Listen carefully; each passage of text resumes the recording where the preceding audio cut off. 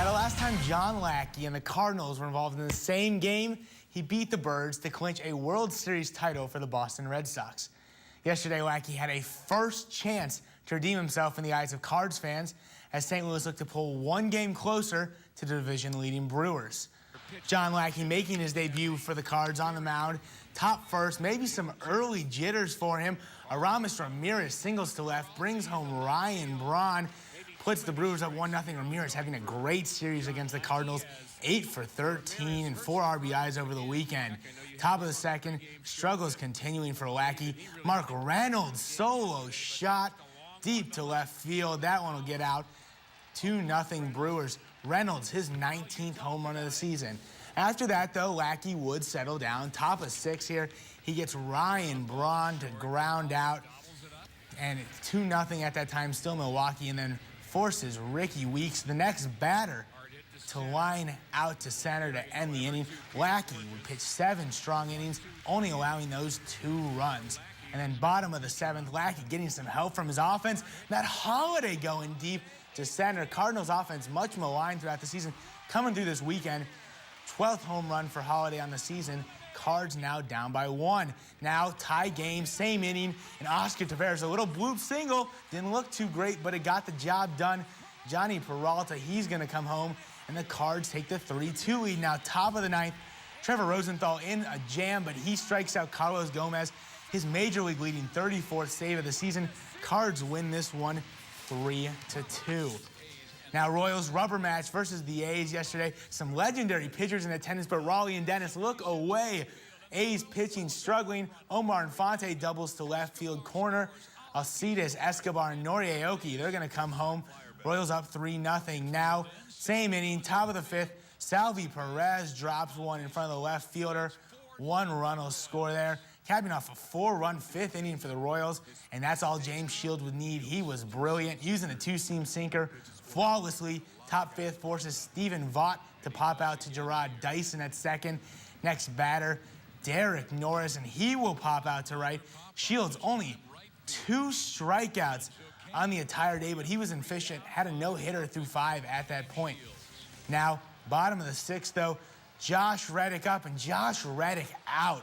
Solo shot to right center. The perfect game, the no-hitter in the shutout, all gone on 1 swing. Casey's still up 4-1.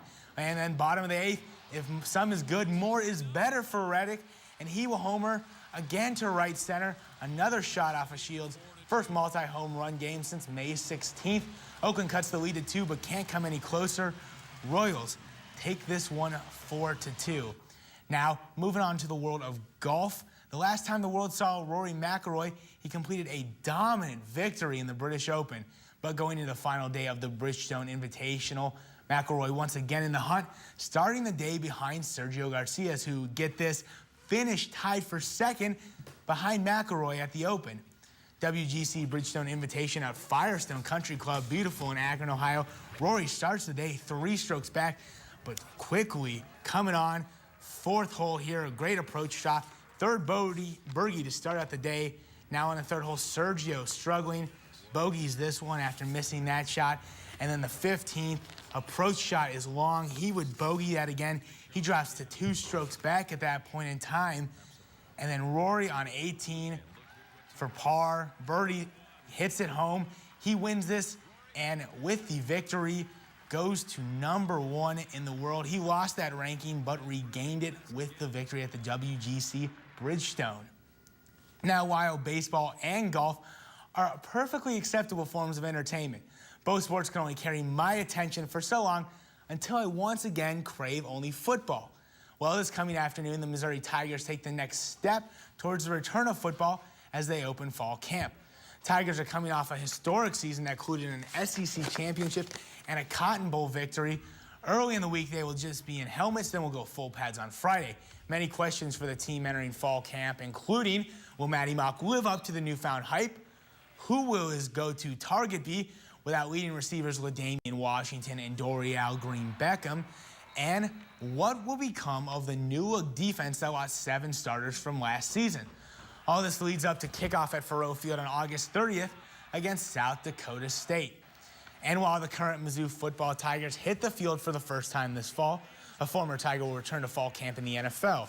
Yesterday, the San Francisco 49ers announced that they claimed former Mizzou wide receiver LaDainian Washington off of waivers from the Dallas Cowboys. The Cowboys initially signed Washington as an undrafted free agent, but waived him on Saturday. Washington is most likely competing for a spot on the practice squad, but he will have a chance to prove his worth in the opening preseason game for the 49ers against the Ravens, as San Francisco will be without starting wideouts Michael Crabtree and Brandon Lloyd. And that's it for sports.